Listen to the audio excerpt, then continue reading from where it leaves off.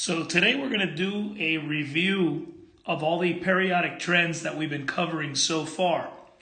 We're going to start with atomic radius. As you can see on this slide, the atomic radius, as you go from top to bottom or along a group, notice how the atomic radius increases. And as you go from left to right along a period, the atomic radius decreases. Okay, the way it's shown here, it's showing you that it's increasing from right to left. The way I explained it is as you go from left to right, they get smaller, they decrease. Now don't forget that the atomic radius is basically the size of the atom. If let's say you had a Bohr diagram here and you had a nucleus, and let's say you had an atom with, let's say, 2 energy levels, we can say that the atomic radius would be this distance here, kind of like the radius of a circle. And atoms being small are either measured in nanometers or picometers. Okay? So as you can see, atoms are not the same size. Now, they do get smaller as you go towards the right, and the reason we discuss this is because of the term effective nuclear charge. As you go from left to right, the effective nuclear charge increases. Effective nuclear charge has to do with the number of protons. So as you go from left to right, proton number increases. And the more protons there are, the more effectively they pull on those electrons. And what they do is they bring the electrons closer towards the middle, towards the center of the atom, and by bringing them closer towards the center, they actually shrink the element. The atom actually gets slightly smaller as you continue to add protons, and that's what happens when you go from left to right. Now, there is another term that we discussed, and that is called ionic radius. Ionic radius follows the same pattern as atomic radius. Okay, here's a normal atom, let's say. Let's say this was lithium. Lithium would have 2 electrons here and 1 over here. And if lithium were to become an ion, it would lose that outer electron. It would become +1. And by losing that outer electron, only the first energy level would be occupied. And you would see that the atom, by losing electrons, would get much smaller. In general, cations, which are ions where atoms lose electrons, the atoms get smaller. Now, the opposite is true if you had an anion. Let's say we had fluorine here, and fluorine has 2 here and 7 here. If fluorine were to gain an electron, it would become negatively charged. It would be an anion. And what happens is when atoms gain electrons, they actually increase in size. And by receiving that electron, what happens is the existing 7 electrons, they space themselves out. Okay? What happens is that incoming electron needs extra space for it to fit. So the electrons that are already in there, they space themselves out, and by doing that, the atom actually plumps up. It actually gets bigger. So when you become an anion, since there are more electrons, the ion experiences what we call electron repulsions. And these electron repulsions now are increased. And as a result, the atom does get bigger. So ionic and atomic radius both follow the same pattern in that from left to right, atoms or ions, their radius gets smaller. And going down a group from top to bottom, whether it's atomic or ionic radius, they get larger. Okay, so that was the second one that we discussed. Then we had ionization energy. And the one thing I'm going to tell you is ionization energy, by definition, is the energy required to remove an outermost electron. Okay? and it's measured in kilojoules per mole. And the way we can think about this, it has an inverse relationship to atomic radius. For example, as you go from left to right, atoms are getting smaller. Since they're smaller, the electrons are closer to the nucleus. And therefore, in order to remove that electron, it requires more energy to yank it out of there because it's being held more tightly due to the closer distance. As you go from top to bottom, we know that atoms get bigger. Okay? Since atoms are getting bigger, the electrons get further from the nucleus. So as you go from top to bottom, the electrons are easier to remove. That's why the trend says that when you go from top to bottom, ionization energy decreases as you go down. If you look at this periodic table, it's showing you that as you go from left to right, it increases. And as you're going from bottom to the top, it increases. The way I presented it before was that when you go from top to bottom, it decreases. Now, let's go over that, okay? Here are the trends. From left to right, we said that ionization energy increases. Now, this is along a period. What this means is that it takes more energy to remove the electron. That's what it means when ionization energy increases. That's what happens along a period. Now, along a group, it says it decreases. And here's the reason over here. When ionization energy decreases, that means that it takes less energy to remove the electron. That means it's easier to remove. And that happens because as you're going down a group, the electrons are getting further from the nucleus, so the force of attraction is diminished, making it easier to remove that electron. So if you were to give a reason, why does ionization energy increase going from left to right or along a period? It says here increasing nuclear charge. I always use the term because of increasing effective nuclear charge. Okay? More protons means they hold the electrons more tightly. Therefore, the electrons are more difficult to remove. That's why ionization energy is higher. Along a group,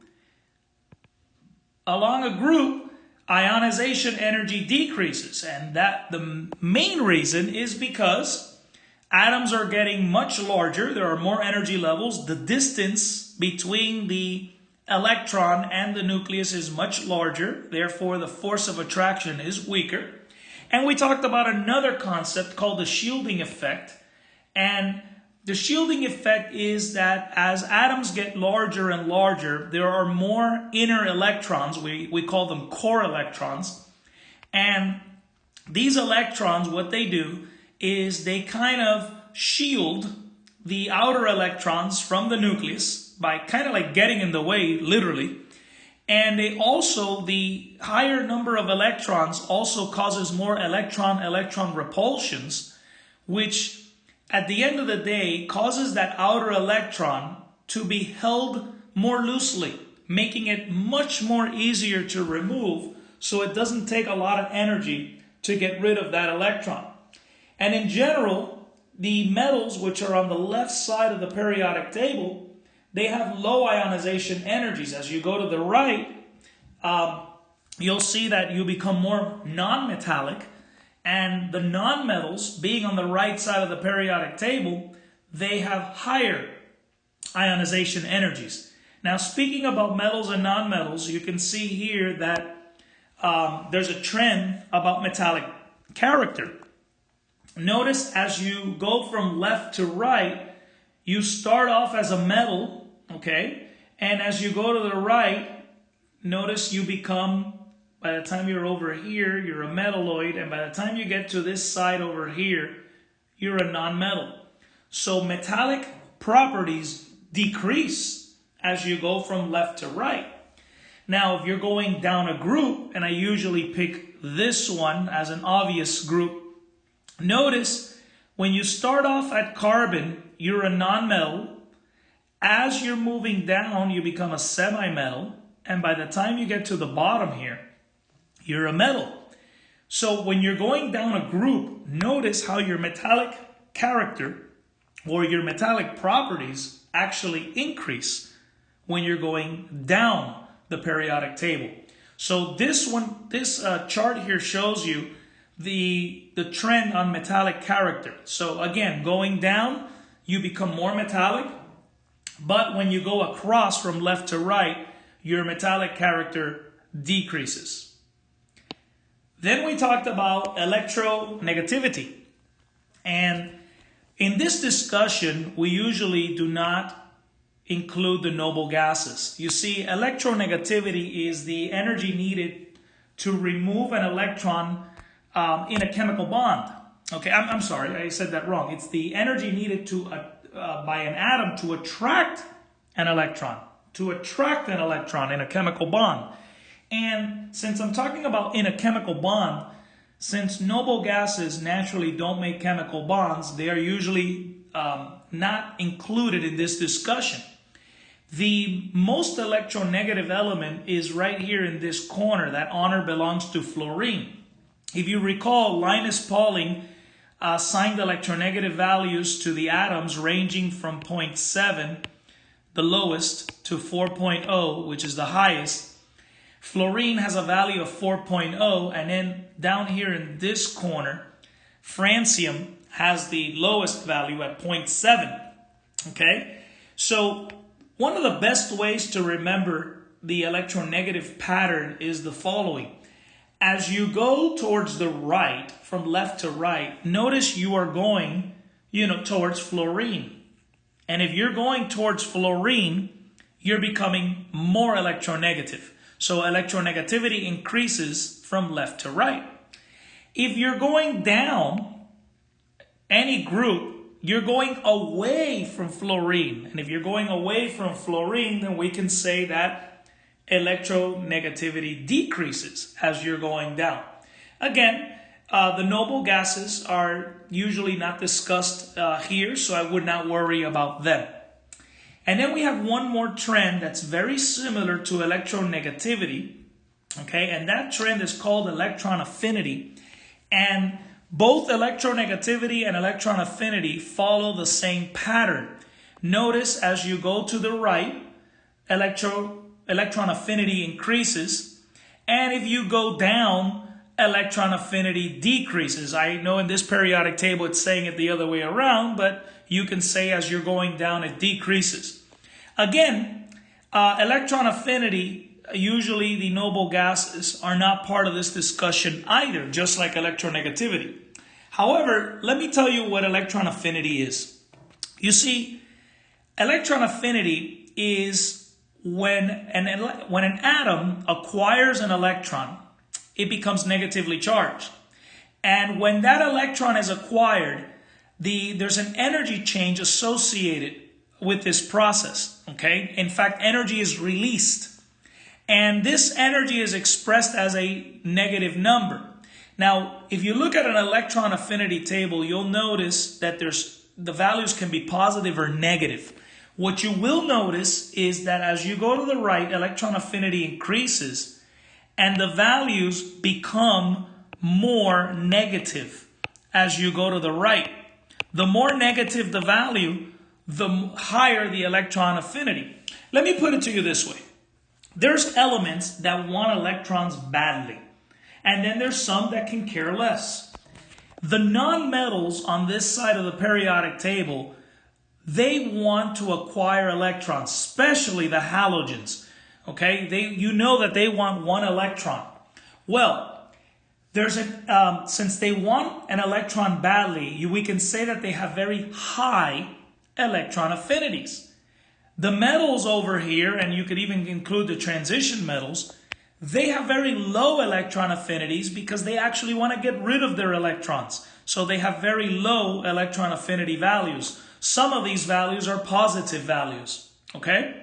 Now there is one more thing that's peculiar about electron affinity. And we talked about how the periodic table always has exceptions. Well, with electron affinity, you would have thought that fluorine has the highest electron affinity. It does have the highest electronegativity, but it doesn't have the highest electron affinity. That honor goes to chlorine. And we had discussed the reason why fluorine's an exception. Okay, it has to do with the size of fluorine. Fluorine, being a smaller sized atom, doesn't accept the electron as easy as chlorine. See, chlorine being larger, it has more room for that electron to go in there with much more ease. And because of that, the electron affinity for chlorine is slightly higher than that of fluorine. Normally, the pattern is it decreases going down, but keep in mind that fluorine actually is less than chlorine. So chlorine is the element in the entire periodic table that has the highest electron affinity. Now, if I said electronegativity, that honor would go to fluorine. So here we have a little summary of all the trends. The only one missing here, and you can add this, is metallic character. Okay, remember that metallic character, as you go from left to right, they become less metallic. Okay, or they can become more non-metallic, however you want to word that. And as you're going down a group, you actually become more metallic. Okay, so those are the 5 trends. Okay, remember that atomic radius and ionic radius follow the same pattern. Then we talked about ionization energy. Okay, then electronegativity and electron affinity, they follow the same pattern. And then you had metallic properties. I know effective nuclear charge is mentioned here, but that was just to show you how that is connected with the number of protons increasing. That's not a pattern that you really need to know. It's more of an explanation as to why atoms become smaller. Okay. In fact, if you're comparing atomic radius or ionization energy along a period, a good term to use as part of your argument is that atoms get smaller going across because there's an increasing number of protons. In other words, because they have a higher effective nuclear charge. That would be a good argument for that. If you wanted to compare why are atoms getting bigger as you're going down, yes, it's true they have more energy levels, okay? But it's not just that. The distance of those electrons from the nucleus gets further and further, okay? So that's why the atoms are getting bigger. And it is true there are more electrons. So there's another factor called the shielding effect. So when you combine the distance and the shielding effect, those are 2 good arguments to use as to why atoms get bigger as you go down. It's also a great argument as to why electrons are easier to remove, which has to do with ionization energy. That's why ionization energy decreases as you go down. The electrons are easier to remove.